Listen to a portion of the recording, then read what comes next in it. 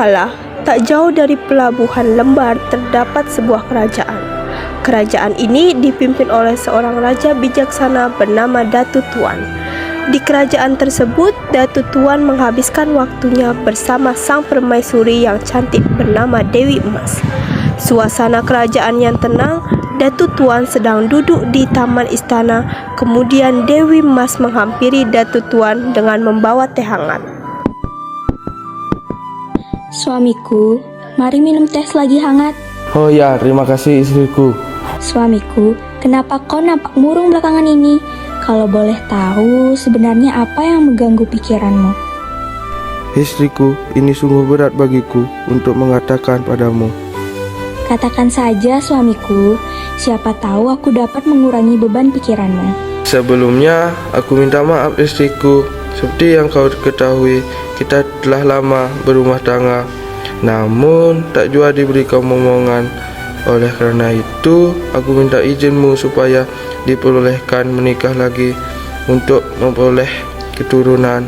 Sungguh keputusan yang berat, namun jika demi negeri ini aku harus ikhlas atas keputusan yang diambil oleh Muslaku Raja, tentunya engkau telah memikirkan ini matang-matang. Aku harus mendukungmu. Terima kasih istriku, aku akan tetap memperhatikanmu. Kasih dan sayangku padamu tak akan pernah berubah-ubah. Iya, suamiku. Datu Tuan pun menikah lagi dengan Sanggar Tutul, putri dari Patih Awur.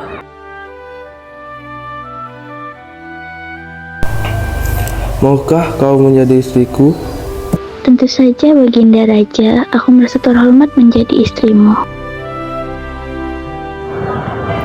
Hari demi hari mereka lalui bersama.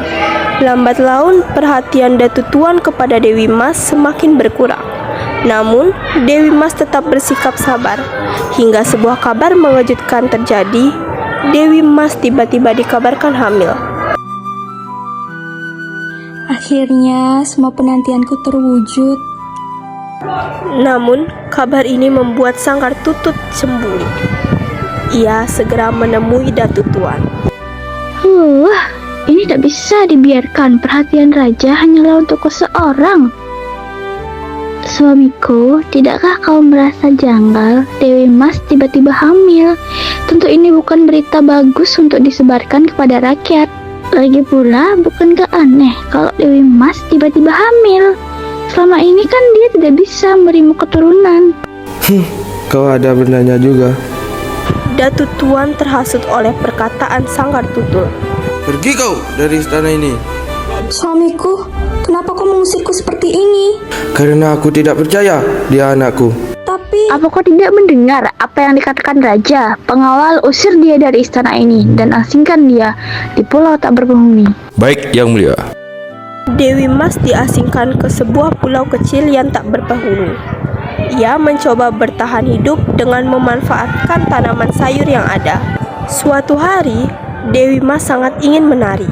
Ia pun bersenandung dengan lembut, menciptakan sebuah tarian. Tanpa sadar, ia terlena dalam gerakan tangan dan kakinya. Tiba-tiba, sebuah kapal berlabuh di pulau tersebut. Sabantara, sang nakoda turun dari kapal. Aku tak menyangka ada orang di pulau ini. Terlebih, dia adalah seorang wanita hamil. namaku Dewi Emas Tuan Nakoda. Aku telah berhari-hari tinggal di sini. Sebenarnya, apa yang membuatmu sampai di tempat seperti ini? Dewi Emas mulai menceritakan semuanya kepada Nakoda. Dewi Emas juga meminta Nakoda untuk bersedia mengantarkannya ke Pulau Bali. Sungguh malang nasibmu, aku turut prihatin. Aku akan mengantarmu ke Pulau Bali. Akhirnya Nakoda mengantarkan Dewi Emas ke Bali.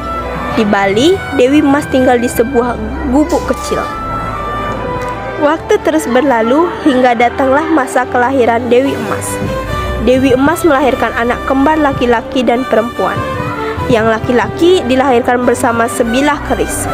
Ia diberi nama Raden Nuna Putra Janjak. Sedangkan yang perempuan lahir bersama sebuah anak panah. Ia diberi nama Dewi Rinjani. Waktu terus bergulir, secara cepat tak terasa kedua bayi kembar tersebut tumbuh menjadi seorang pria yang gagah dan wanita yang anggun.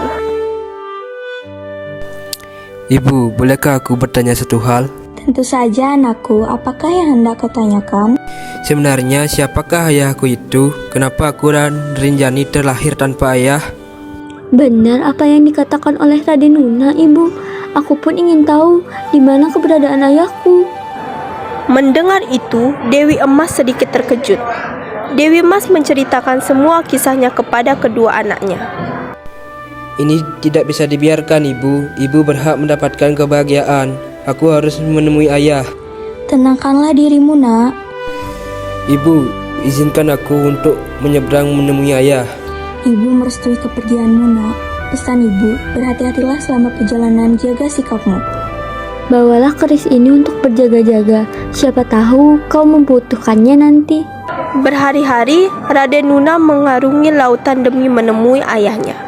Setelah sekian lama, akhirnya Raden Nuna pun menampakkan kakinya di pelabuhan Lembar. Raden Nuna mulai menelusuri daerah itu mencari pusat kerajaan Datu Tuan.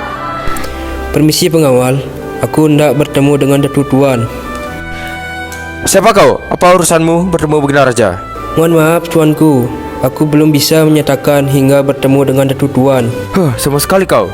Raja tidak bisa ditemui samamu. Maafkan aku, tapi aku harus tetap bertemu dengan Datu Tuan. Kalau kau tetap ingin bertemu dengan Baginda Raja, lewati aku terlebih dahulu. Pertempuran itu pun terdengar di telinga Datu Tuan. Ia segera turun tangan mengatasi keributan itu.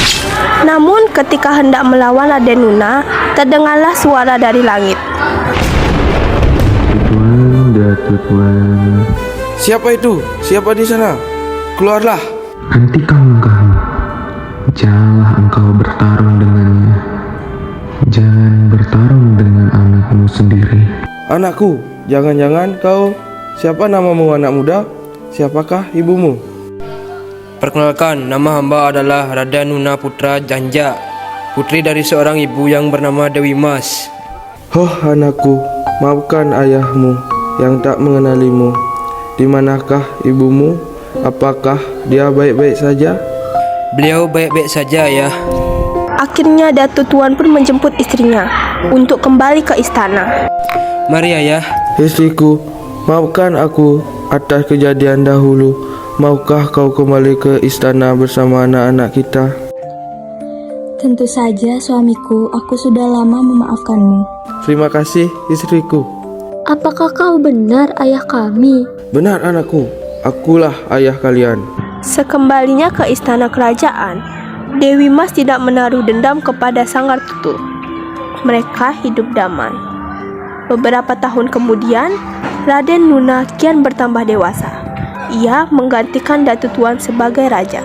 Putriku, maukah engkau menemaniku bertapa di gunung? Kalau itu keputusan ayah, aku siap menemani ayah pergi kemanapun. Datu Tuan dan Dewi Rinjani sungguh kusyuk berdoa. Ia sungguh kusyuk dalam berdoa memohon kepada Sang Kuasa agar diberikan ketentraman dan kesejahteraan untuk semua rakyat kerajaannya. Ternyata para jin mengetahui kekusyukan doa Dewi Rinjani. Maka ia pun diangkat sebagai ratu oleh para jin dan terus tinggal di gunung tersebut.